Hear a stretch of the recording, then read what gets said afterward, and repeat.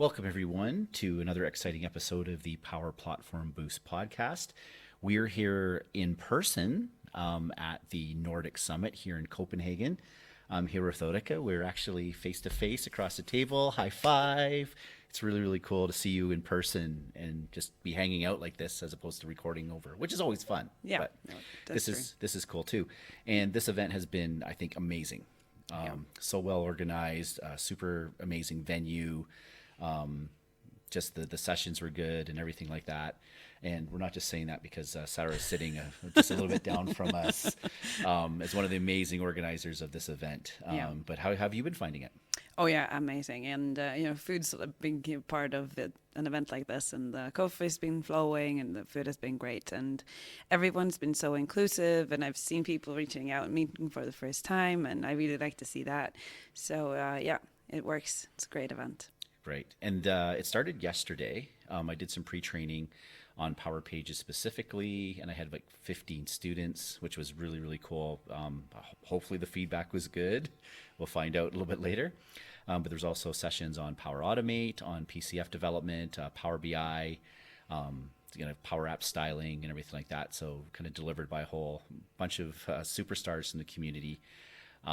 So that was really exciting to do that. That was at the Microsoft offices here in Copenhagen. And then today they're doing like the sessions. And so each of us kind of went to, well, first off, the keynote. Keynote was really cool. It, kicked off with the organizers and talking about community, which of course, you and I are big fans of the community right there. Talk about some of the sponsors and amazing sponsors here for this event, which, because this is, you had to pay a nominal fee to get in, but it's minimal. So it's kind of a free event with sort of a little user fee, I guess you could call it, to make sure people show up. And everybody did show up, and apparently they had to turn people away at the door. So that's when you know you got like the best show in town. Absolutely. So that was cool. And then both you and I, we went to different sessions. So what was the first session you went to? Tried to cover some ground. I went to Mike Hartley's talk about accessibility. His talk was called Looking Good, Exciting, and Functional Power Apps That Pop. And we know Mike is a good friend of ours. He just has this huge heart, and you talk about community. That's, to me, that's Mike. And he did a great session where he wanted us to, have a conversation about accessibility and how to do great apps. And he also pointed to a couple of other people in the community, for instance, Christine and Sancho Harker with the branding templates for Canvas apps, and how they actually set the stage and set the scene for that kind of development within Canvas apps. For the whole community, for the whole tech branch. So really good talk. And also, I didn't know this, but there's new rules coming in terms of accessibility within EU. Now, there has been for a while with WCAG and ARIA tags, etc. But now they are changing it to actually include, so if you're working with a company or for a company working for a company in the EU, then this applies to you. Wow. That's new. And that's 18 months away. So this is something that everyone needs to have, to put on their radar. So that's really important. Learn tons. What did you go to? So the first session I went to was about Dataverse connectors and that type of thing. And that was with Matt Sneck. They talked about Dataverse being the center of like the Power Platform, which I know could be a potentially controversial statement sometimes. But I think Yannick made a really good point about Dataverse. And there's some people will say, well, Azure SQL, I can do more. But Dataverse has features like currency, multilingual, stuff that's kind of coming along with the identity and the security and everything else that's involved. So really kind of drilled that point home, talked a little bit about getting the app users, the service principal, and trying to figure out all that authentication, authorization, all the permissions you're allowed to do. So for a topic that sometimes can be a little dry, to be honest, these guys did an amazing job. Talked a lot about managed identities, delegated permissions, app permissions.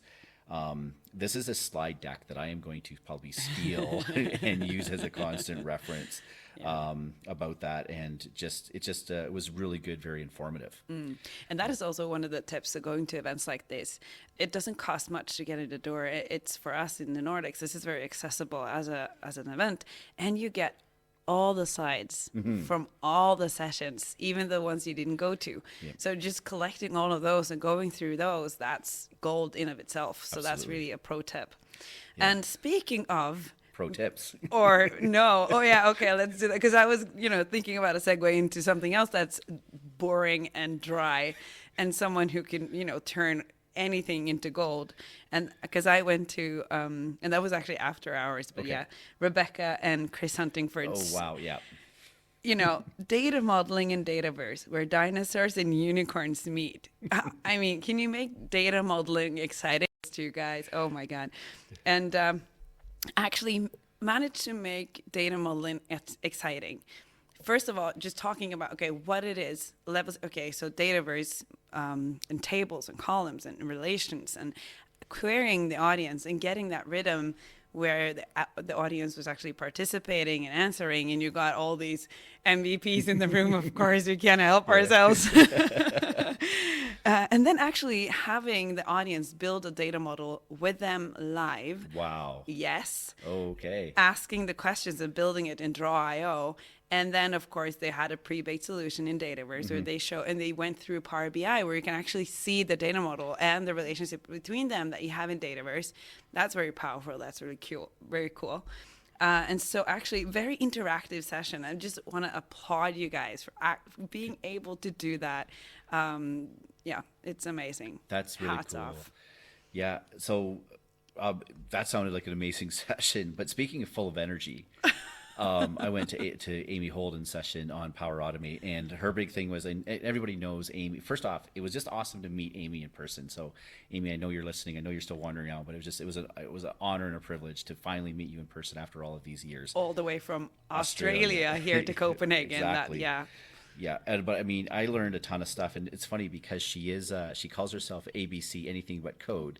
She told people that you're not necessarily a coder if you cut and paste. That's perfectly allowed. She called it copy pasta. So Smart. sorry, the Windows key. Oh, right. Yeah. Copy and paste, and this is something that I've been like when I discovered this was like the angel singing moment. It's like, Yeah. oh wow, I can like go to my my clipboard and see my last 20 things. So she showed that, of course, she was using that a lot and promoting that a lot, but it was more than just that. She talked about different things, about using the compose step, the experimental features for doing expressions.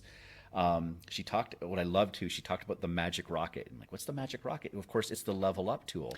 It's the icon and about getting the schema names off of forms and things like that. Of course, that's a level up tool.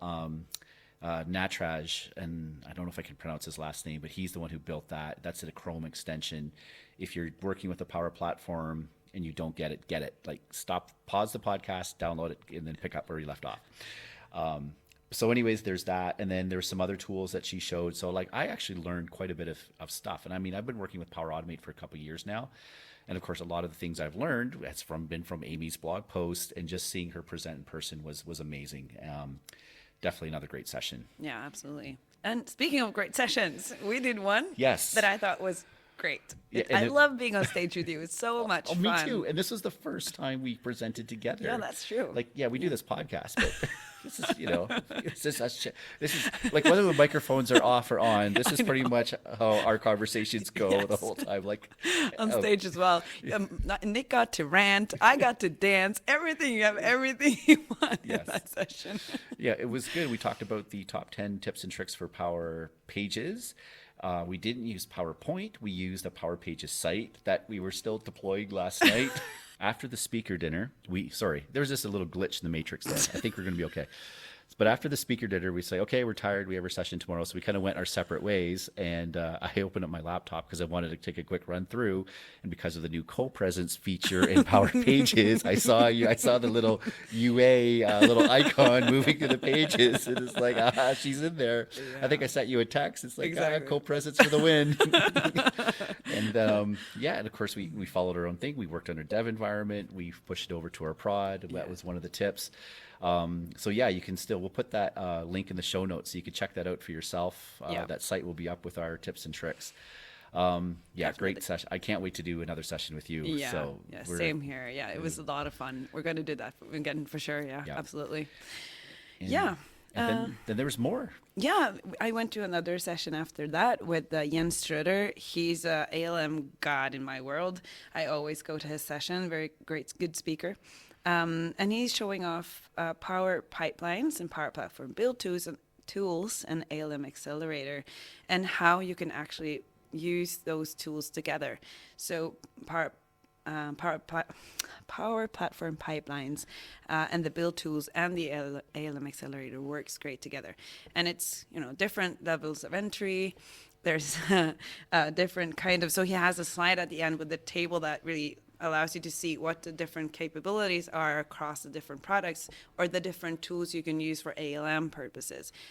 Because in the Power Platform, there are different tools that you can use. And basically, it's your skill level set that determines what kind of tools you'll use. I'm a low coder. I've tried to set up Azure pipelines, but it's tiresome for me because I'm not a pro dev like that. So for me, Power Platform Pipelines is just, godsend. That's exactly what I need. And you can extend it. Yes. And you can, hook Power Automate up to it and have pre and post pipeline actions being run. And it's just a great tool, and there's more stuff coming. It's a new feature, I think it was DA in March or something. It's tied to managed environments, which you went to a session on, right? A great segue. Yeah, look at me. Yep. So the last session I went to was Carl Cookson. He did it on managed environments, which is pretty cool because I don't think managed environments gets a lot of the press or whatever that it really deserves.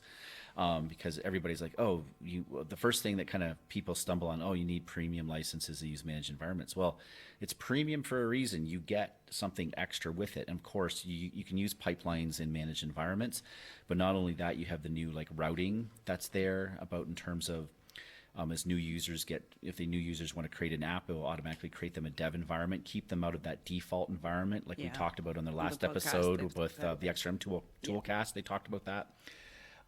Plus all these other features in terms of blocking certain connectors, doing IP address restrictions.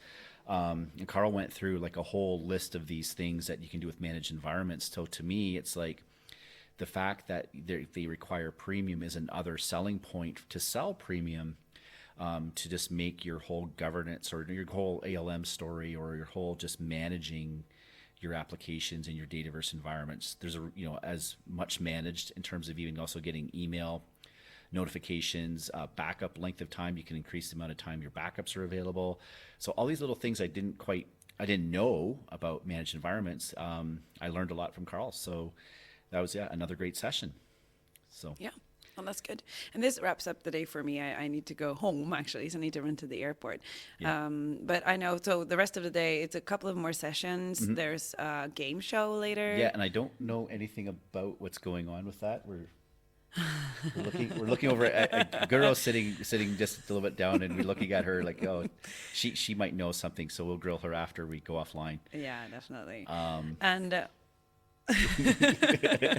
we're not going to have another episode until we do recaps in Vegas. That's going to be next for Power Platform Boost podcast. Yes. We're very excited that you listened to this recap from Nordic Summit, and we can't wait for Vegas. Yeah, and I would actually say when Nordic Summit when they announce where it's going to be next year, you sign up, get your ticket early apparently, because it's sold out this year, and that means it's going to sell out almost guaranteed again next year. So if you can only pick one community conference to go to, and you're in the Nordics, this would be the one to go to. Oh yeah, definitely. Or even come from Canada, or if there's people from Australia, all over the world has come to this particular event. Yeah, definitely and it's worth great. It. Yeah, cool.